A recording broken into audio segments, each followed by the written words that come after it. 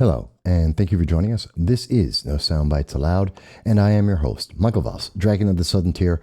I'm happy to be here with you today as we're going to very carefully discuss an issue that is, you may have seen on Twitter or other social media, and has been roundly fact-checked by all of the major news media.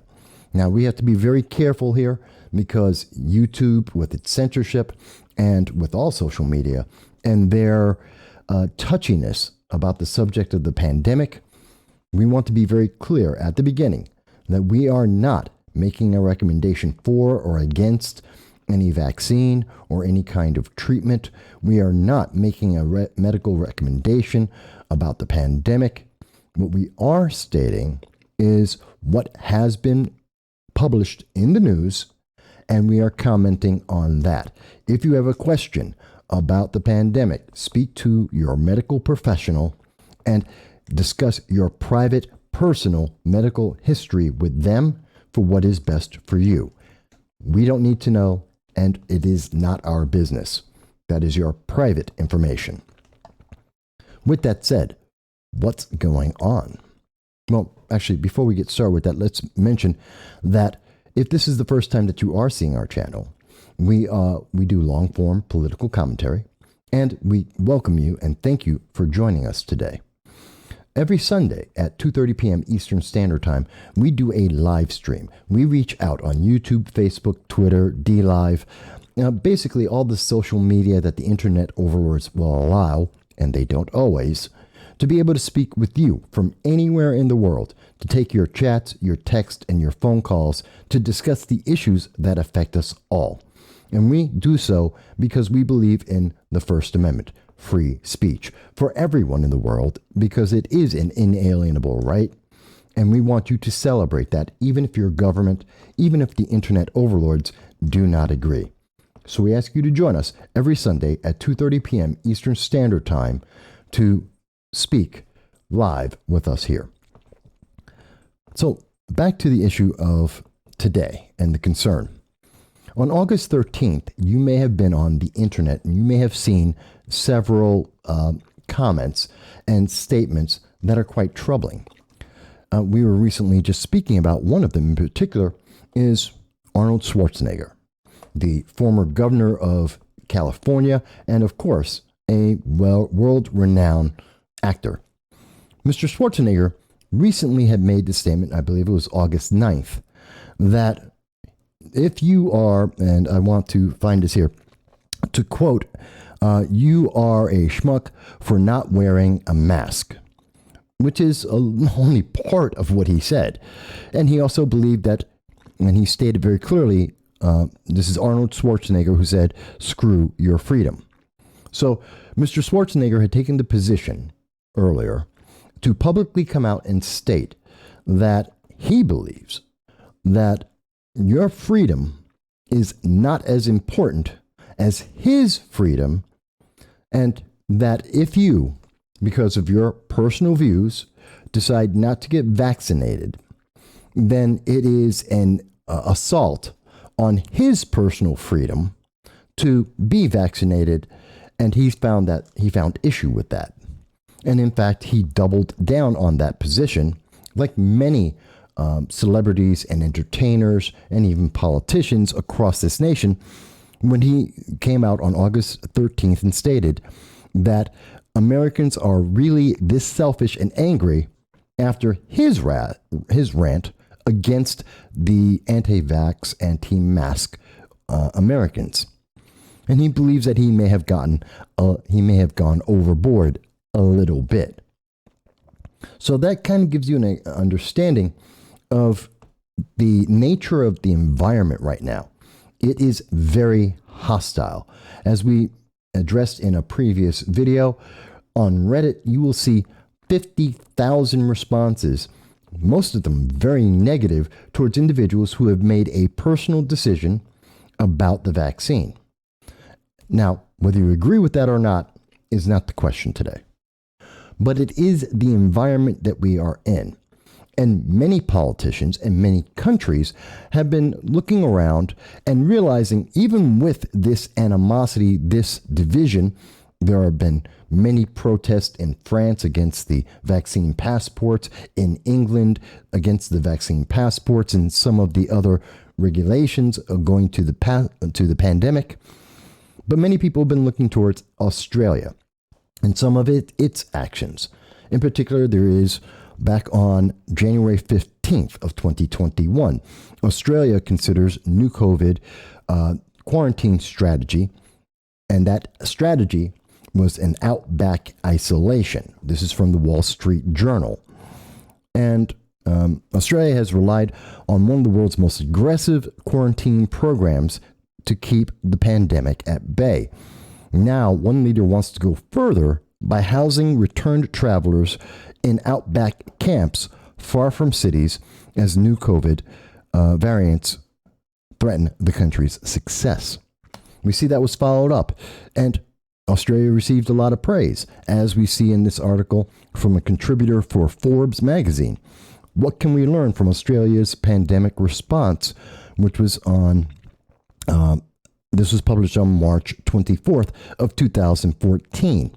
We see that Australia has continued its very aggressive actions, as reported by Reuters, and this was on July 30th of 2021. Australian soldiers to help virus checks as Prime Minister sets plan to freedom. And we see that in Australia, soldiers, actual members of the military, 300 Army personnel, are going door to door to ensure that people who have tested positive are isolating. And it is stated that the police will not be armed and are under police command. Although the question still remains, why does the military, a nation's military, need to do a policing action? If police are already handling this, why is there the added need of military personnel? And again, many countries around the world are looking at the actions of Australia, and they are deciding that they too want to take the same types of actions to varying degrees. So with that understood, we can see that throughout the world, there is a lot of pressure that is on. We can see that many people are very concerned about this. And many people are wondering, how far will various governments go? What would any given government do or not do in reference to this pandemic?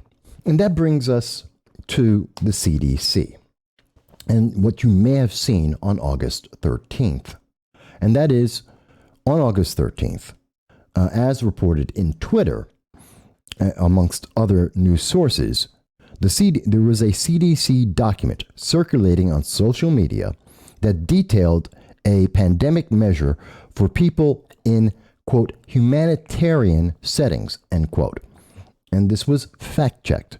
This was fact-checked by Reuters, CNN, and The Dispatch, among others, because it does go over an issue. And here is factcheck.org, when they mention that what you need to know is the CDC document, last updated on July 2020, was produced in response to research concerning COVID-19 in humanitarian camp settings, according to Reuters and The Dispatch.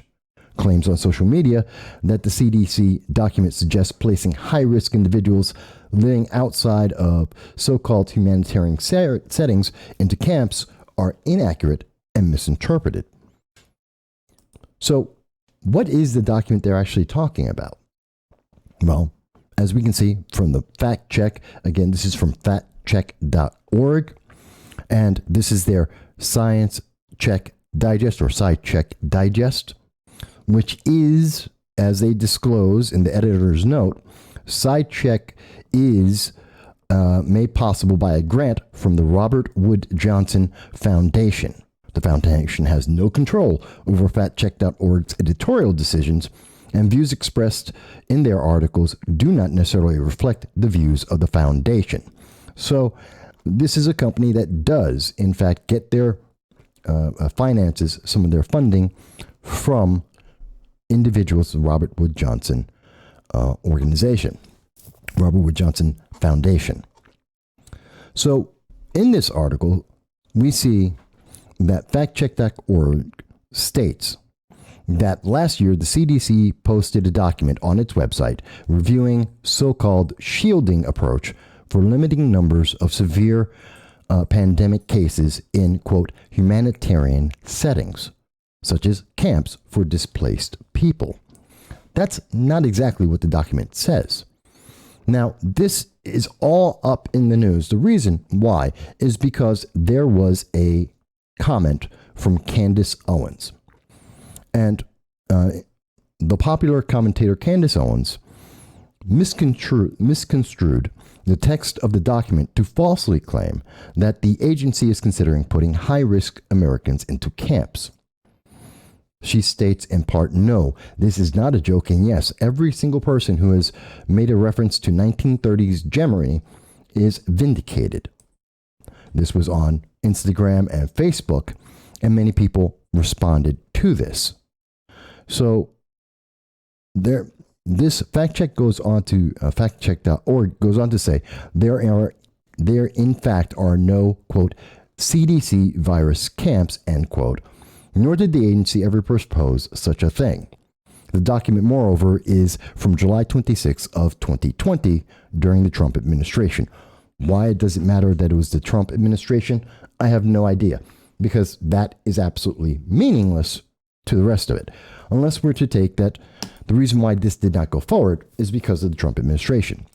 In fact, they do note that Jade Fultz, a CDC public affairs specialist, told factcheck.org the document was specific to humanitarian settings and was created in response to a March 2020 paper from the London School of Hygiene and Tropical Medicine, which advised using the shielding approach, quote, in camps and camp-like settings for refugees and internally displaced persons, end quote, to reduce the burden of the pandemic. We decided to actually look, and we found on March 31st of 2020, this is the document from England, from the United Kingdom, Guidance for the Prevention of the Pandemic Infections Among High-Risk Individuals in Camps and Camp-like Settings. All the links for everything we've been discussing will be in the video at the end in the description, so you'll be able to see this for yourself. The document goes on in page 1. Forcibly displaced populations residing in camps or camp-like settings may be particularly vulnerable to the pandemic due to overcrowding, poor access to water and safe sanitation, and limited access to health services.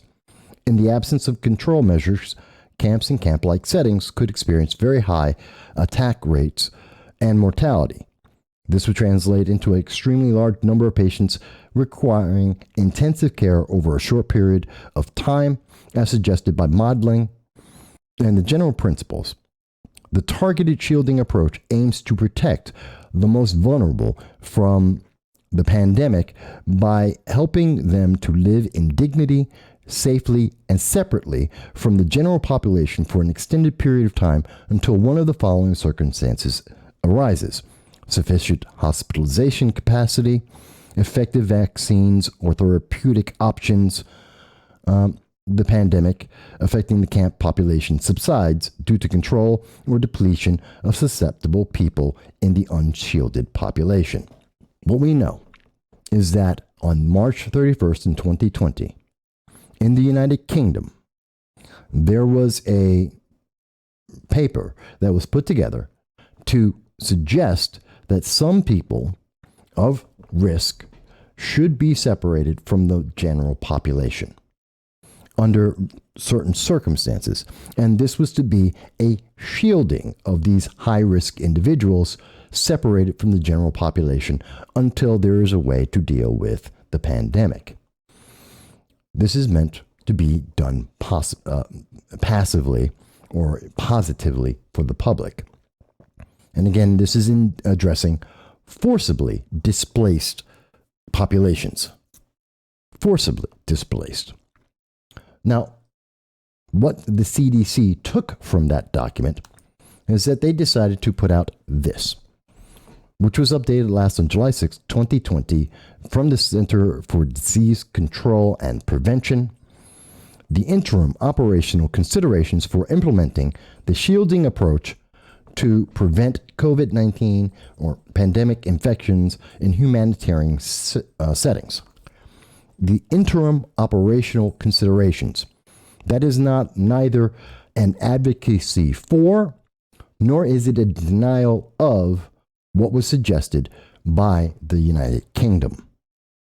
This document, as the CDC states, this document presents considerations from the perspective of the CDC for implementing the shielding approach in humanitarian settings as outlined in guidance documents focused on camps, displaced populations, and low-resource settings. Okay, so they are neither advocating for nor denying that this is an approach. Let's go back to factcheck.org, which receives some of its funding from Robert Wood Johnson Foundation.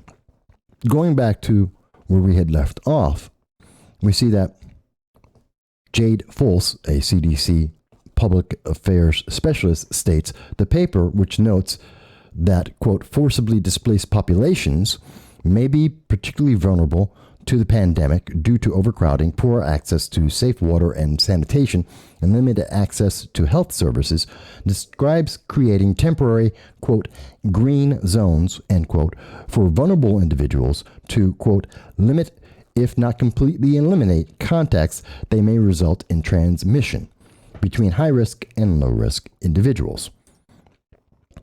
The CDC explains that its purpose is to highlight potential implementation challenges of the shielding approach from the CDC's perspective and guide thinking around the implementation in the absence of empirical data.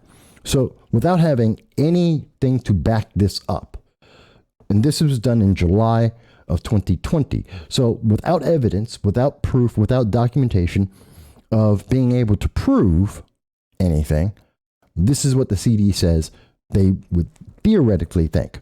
And they go on to say, Fultz continues with, in theory, shielding may serve its objective to protect high-risk populations from disease and death. However, implementation of the approach necessitates strict adherence to protocol.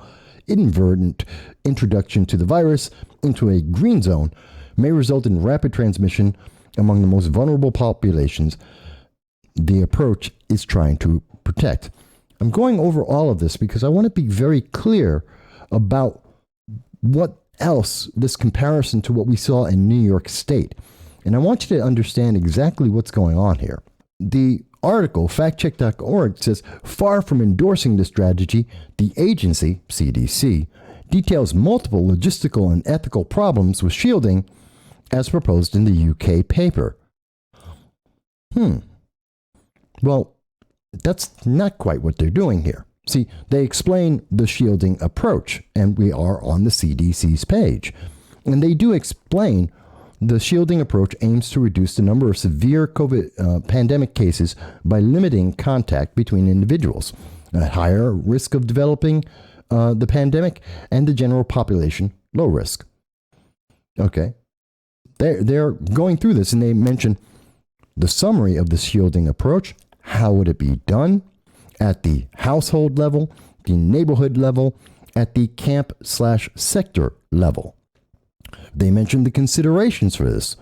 The shielding approach requires several prerequisites for effective implementation. Several are addressed, including access to health care and provisions of food. However, there are several prerequisites which require additional considerations. So, they're neither saying this can't be done, nor are they saying they won't do it.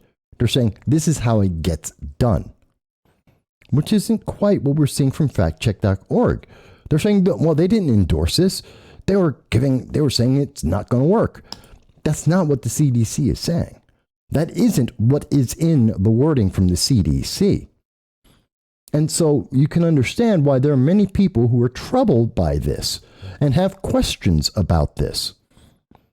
And of course, the CDC does go on to mention additional considerations, population characteristics and demographics, time considerations, other logistical considerations like protection, social, cultural, and religious practices, mental health.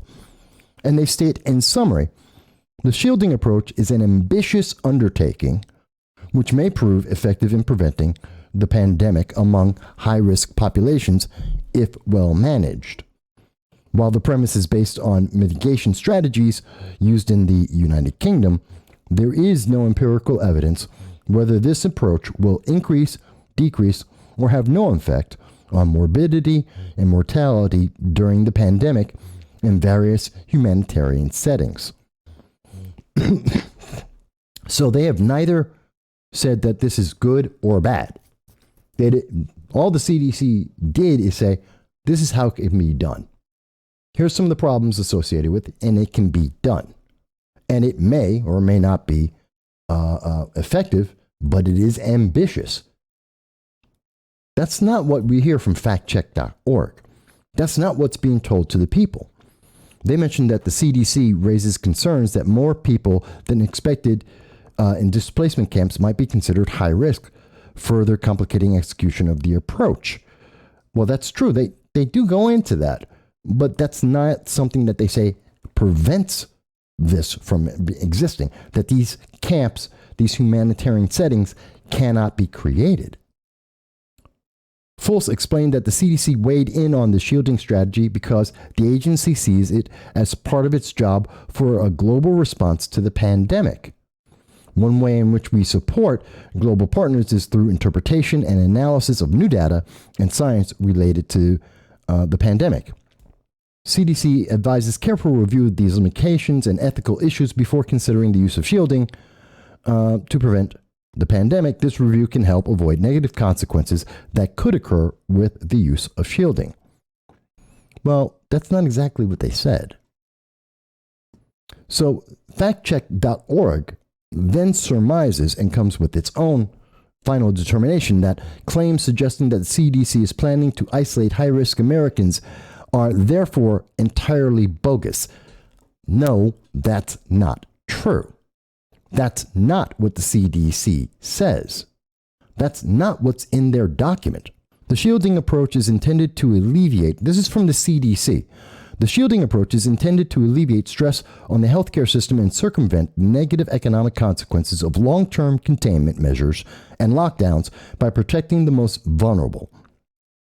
They're not saying that this can't be done. In addition, thoughtful consideration of the potential benefit versus social and financial costs of implementation will be needed in humanitarian settings. They're saying that it could be difficult and that there's a lot of work that's involved in it, but they never said that this is not something they would do. They're not saying that the United States won't do this or the United States can't do this. They're saying it's an idea from England, from the United Kingdom, and America has looked over and there are issues that need to be addressed. But they aren't saying we won't do this. They're not saying we can't do this. They're not saying that this is against the law. This is against the Constitution. They don't mention that at all.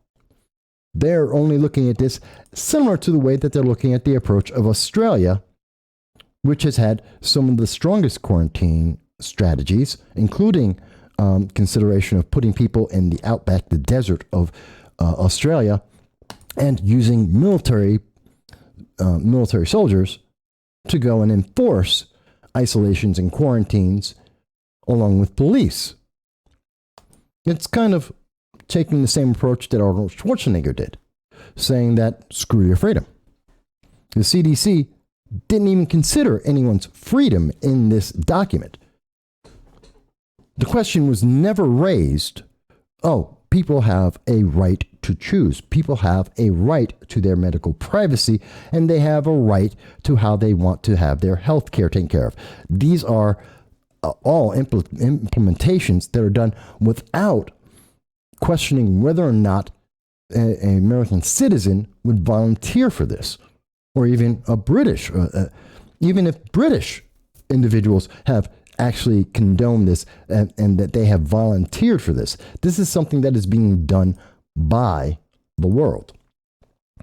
And I want you to understand, this isn't that much of a reach because they've done this before. According to USA Today, on their August 9th, 2020 article, which was fact-checked, pandemic camps are real, but the pandemic camp claim stretches the truth, which is a bit odd because while they give us a history of how various times in the 17th century, the 1300s, the Black Death, how there have been a lot of changes in how we look at quarantines and how medicine has changed, even in the 1400s, they eventually get down to what's going on now.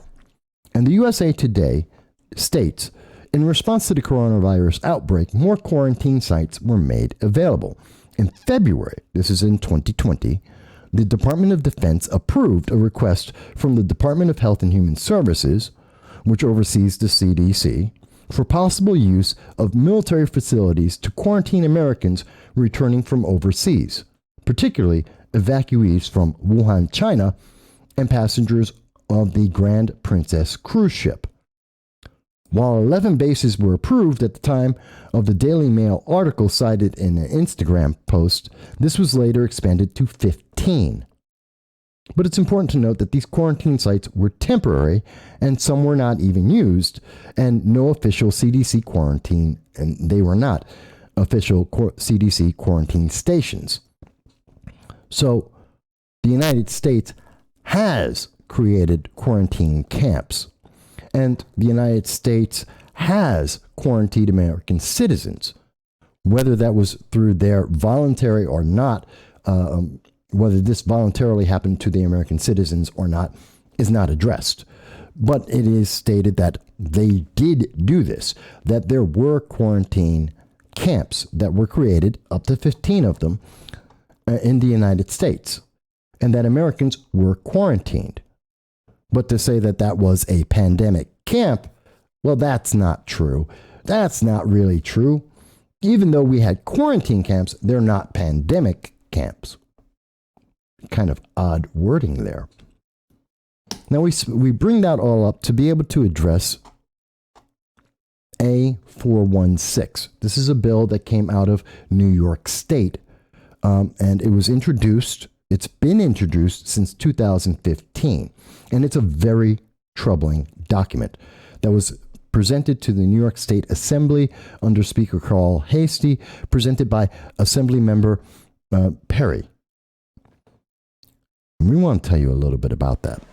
New York Assembly Bill A416 details explicitly the quarantining of American citizens, in particular in New York State residents. The title of the bill is An Act to Amend Public Health Law in relation to the removal of cases, contacts, and carriers of communicable disease who are potentially dangerous to the public health. The purpose is to allow the governor or the appropriate health official to order the removal and detention of any person afflicted with a communicable disease in the event that there is a state of health emergency declared by the governor in relation to such a disease.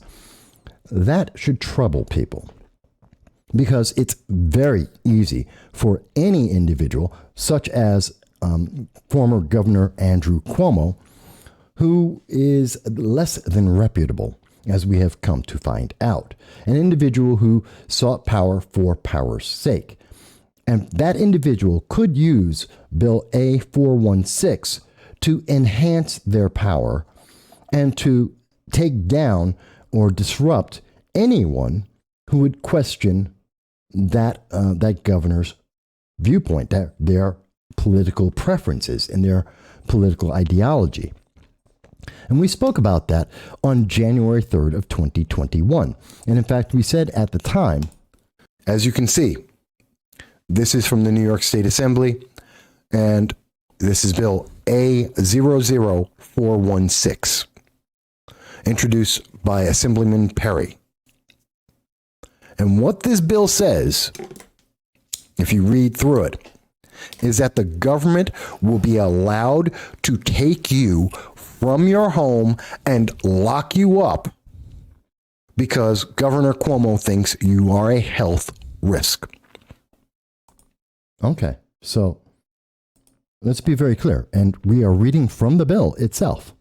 And as you can see in Section 2, and we will give you a better look at this, Subdivision 2 authorizes, under clear and convincing evidence, that the governor or his delegate may order the removal and or detention of such a person or of a group of such persons by issuing a single order.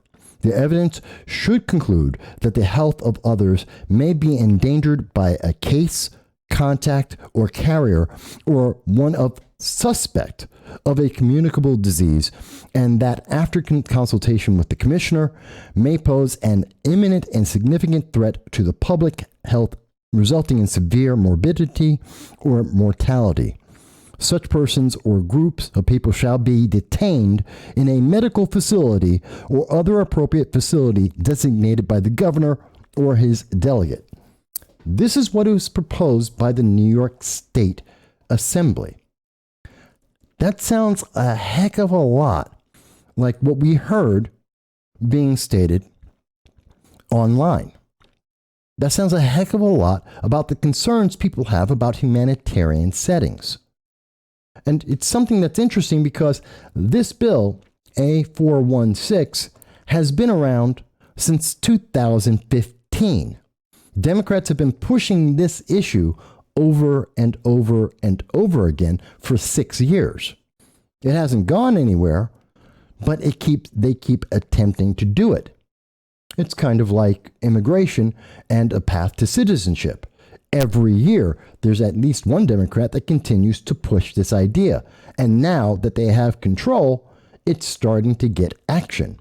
And we're seeing them actually trying to implement it. It's Obamacare and single-payer health care, which was pushed year after year after year, back with the Clintons and ever since, where it was pushed and pushed until Democrats were able to gain control and power, and then it was implemented. It's like what we see with the Second Amendment, where we have been told Democrats want to only ban certain types of firearms. They put out the New York SAFE Act. They put out red flag laws, and constantly saying, no, this is only limited, to then hear Joe Biden come out and state very clearly during a CNN town hall that he wants to ban 9mm handguns and any firearm that is capable of being able to fire 20 rounds or more. So we can kind of see why people are scared, why people are nervous, especially when we are talking about an environment where we have individuals, very publicly, very notable individuals like Arnold Schwarzenegger, who are going out and attacking people and saying, screw your freedom. That your freedom doesn't matter because his freedom matters. His personal health choices are more important than your personal health choices, as he stated. And we have many governments around the world that are looking at the approaches of Australia with quarantines into the outback deserts and using military police to enforce isolation doctrines. You can understand why people are a bit concerned. They're on edge. And when they start reading documents, as we just went through, coming from the CDC, that does not explicitly say this would never happen in America, that does not address the freedoms of American citizens, well, you can see how this is somewhat concerning. And in fact, it details how this can be done in the United States without regard to anyone's freedom, any of their constitutional rights. This is a concerning document, especially when the fact checks aren't directly addressing the information and they're flatly saying claims suggesting that the CDC is planning to isolate high-risk Americans are therefore entirely bogus, when that isn't what the document said. That isn't what the policy was, or the determination by the CDC in the document that the CDC published itself. That is an editorial opinion of factcheck.org and an editorial opinion seen by Twitter and by CNN and Dispatch and social media giants that have been pushing that this is a fact check and that it is wrong. Oh, it's absolutely incorrect, except it's not entirely incorrect. And it's not entirely untrue that we've done something similar already. So when we think about that and we look at bills like New York Bill A416, that is giving the sole discretion and power to be able to take American citizens and to transplant them to some other medical facility for an indeterminate amount of time, based on the impression, the potential of having a communicable disease, well, people are rightly concerned because this violates a host of rights and constitutional standards. And of course, we spoke to many of the politicians in New York State about this. And in fact, we published on January 6th responses that we received about this troubling bill. And here are some of the comments that we have received from and were able to find from many politicians across New York State. State Senator Fred Akshar said, "Far too many unconstitutional bills are introduced in government each year. But this legislation undermines the very fabric of our democracy and our basic liberties. It should never see the light of day. The moment you start encouraging the forcible removal and detention of, quote, cases, contacts, and carriers of communicable diseases, end quote, by order of the governor, is the moment you lose the support of the people you're elected to serve." So that's just one of the statements where you can see there is a concern towards people's freedoms. I know Arnold Schwarzenegger said, "Screw your freedom." But politicians, many elected officials who are there to represent the people, unlike Arnold Schwarzenegger, who is a private citizen, they say, well, no, you can't just grab people up. There is a troubling concern here, as identified by New York State, which may have been the inspiration for the United Kingdom in writing its document on March 31st of 2020. It may have been. Then again, it may not. It's unclear, but we know that the New York document's been around since 2015, looking for the opportunity to actually get passed. Well, that's only one politician who had something to say. There's also many others. And we see that there was this response from Assemblyman Doug Smith. "I have received a high number of calls regarding Bill A416 by Assemblyman Nick Perry. This bill is dead on arrival. This bill proposes detaining individuals by name or groups by, quote, specific description, end quote, that are suspected to be infected with a contagious disease into, quote, detention facilities, end quote. There are a number of outrageous bills that are introduced each year and will be introduced in the future, unfortunately. This bill was not considered in the past, and I have spoken with a number of my colleagues, and this bill is not being seriously considered now. However, I do agree that it should be concerning anytime anyone in government proposes such a dangerous idea." Well, and I love the fact that Assemblyman Doug Smith has said that he rejects this, but also that this will not go forward. Except we have to remember, New York State is the progressive capital on the East Coast. New York State is the experimental ground, the testing zone for many of the progressive and socialist ideas that circulate throughout the rest of the country. On the West Coast, that would be California. And between these two states, we see many of these proposals start take foundation and then get copied in places like Illinois and in Chicago, in Michigan, like in Detroit, down in Baltimore, in Maryland, and many other places across the country. Washington State would be Oregon. So it is troubling because even if New York State doesn't do something, other states take what New York has proposed and they run with these ideas. And we see it happen over and over again.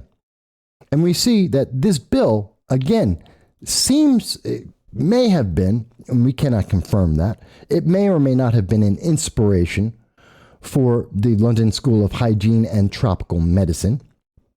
It may have been something on parallel discovery. But it is something that is troubling, even if Arnold Schwarzenegger says, screw your freedom.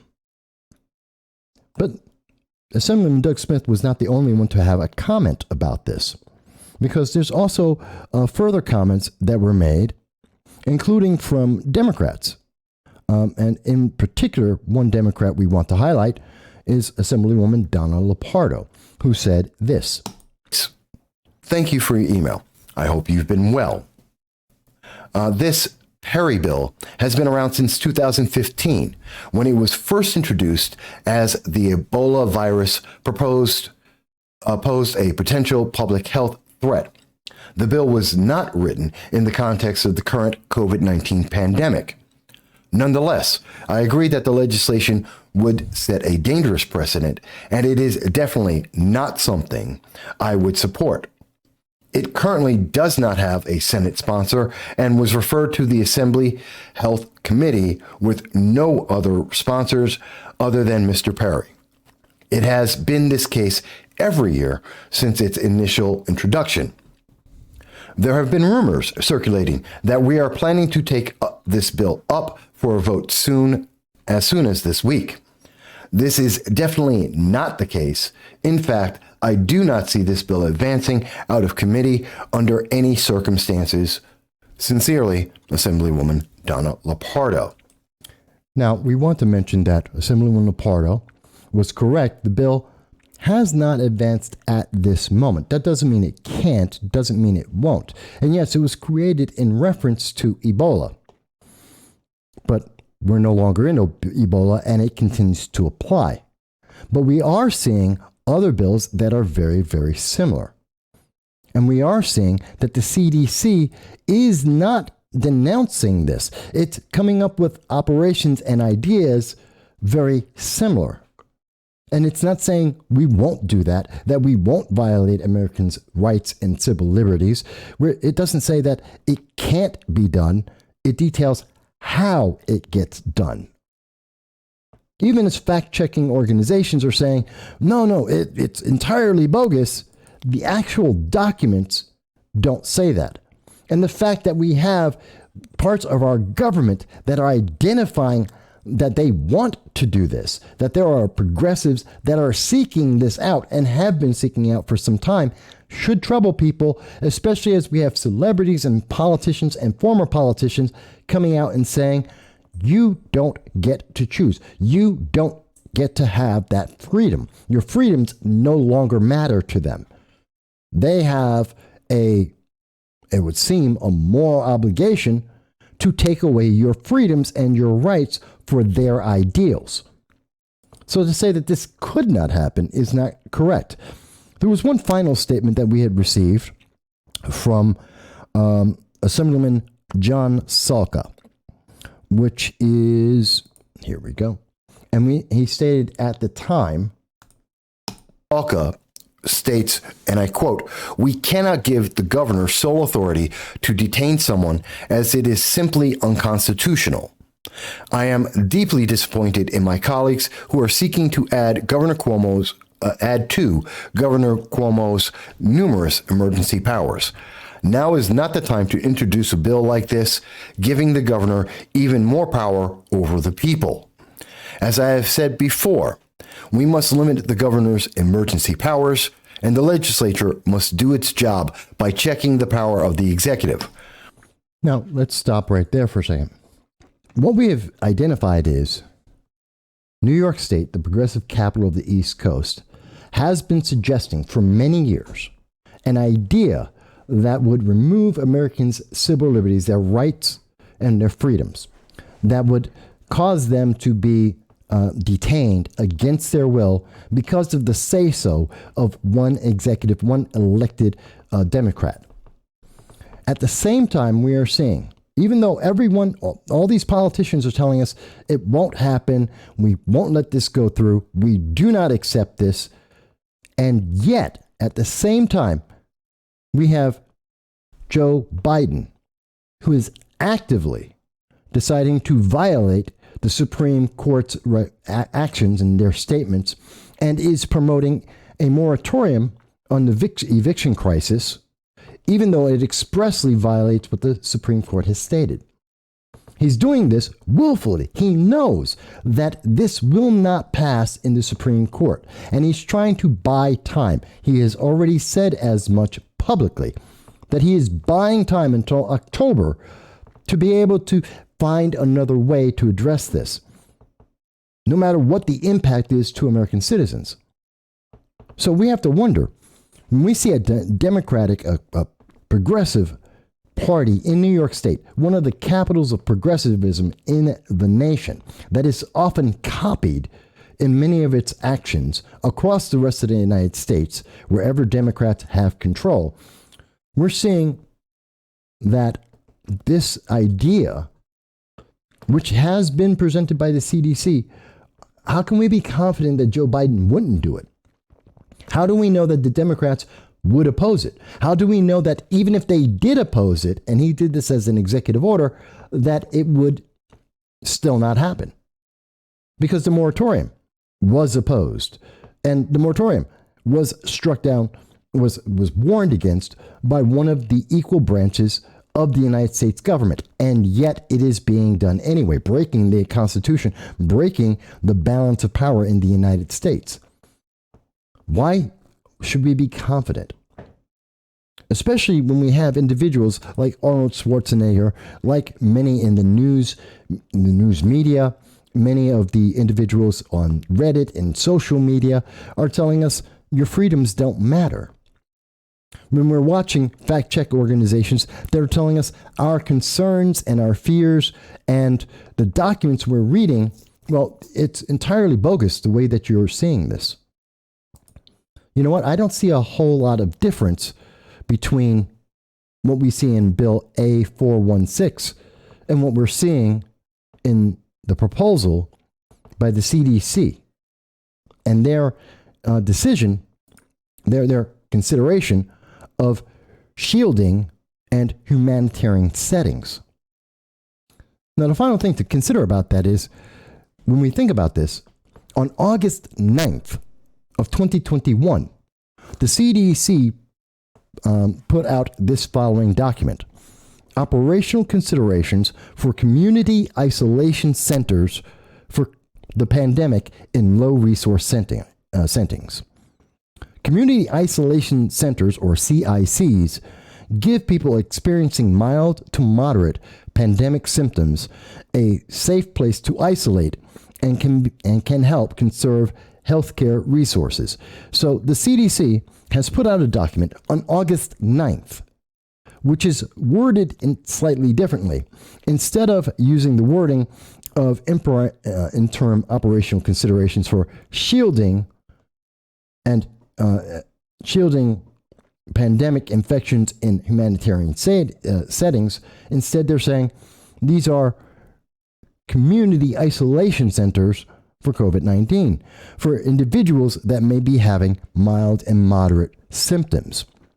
And they go through exactly how to do this, that the guiding principles for this, how to engage the community to back these centers, these isolation areas, how to establish the community isolation centers, the steps to be able to do it, how it should possibly be laid out, to go through all the considerations in terms of hygiene, ventilation, separations of men and women, developing a staffing plan, and supplies that would be necessary.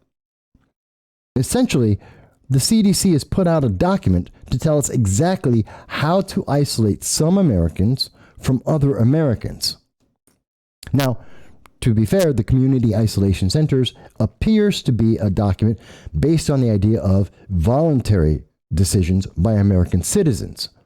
But it's based on the same concept that we see from the shielding approach with humanitarian settings that doesn't even consider Americans and their views, their rights, and their personal health care, which is very similar to what we see from the United Kingdom and the London School of Hygiene and Tropical Medicine, where UK British citizens don't have the same rights as Americans. But again, it goes back to these same concerns about screw your freedom.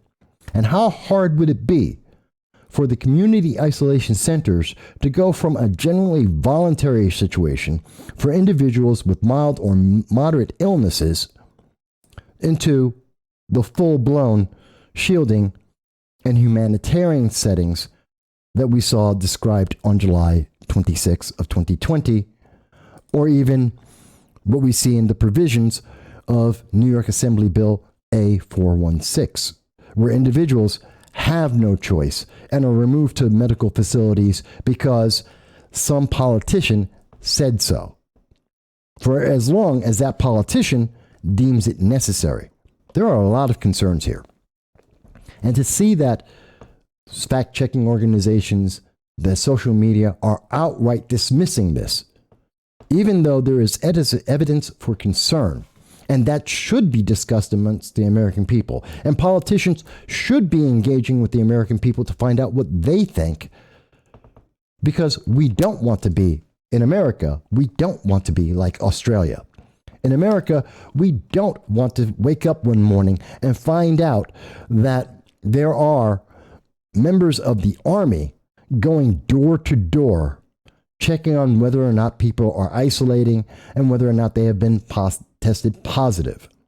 Even if the government does tell us that the military personnel are not armed and are under police command, which begs the question, then why are the military being sent out in the first place? Americans don't want to wake up to that kind of misery, that kind of troubling step of authoritarianism in a nation known for its freedom and democracy. We've gone through this in some rather detail. Hopefully you found this to be interesting and informative. Hopefully this makes you more aware of Bill A416. This makes you more aware of the CDC approach to shielding and humanitarian settings. And it gives you an outlook about what the community isolation centers may be. Again, the links to everything we've spoken about are in the description so that you can follow this for yourself and to come to your own determination. We again state to you that you should speak to your medical professional about any questions you have about your personal health care. We have neither advocated for nor against anything, and we will not make such a statement, and we should not receive any punishment from YouTube or any other social media source for having discussed the factual documentation and to consider its ramifications and consequences. We hope that you will enjoy this, that if you found this to be useful, informative, or even intellectually intriguing, that you subscribe, and we look forward to speaking with you again every Sunday at 2:30 p.m. Eastern Standard Time.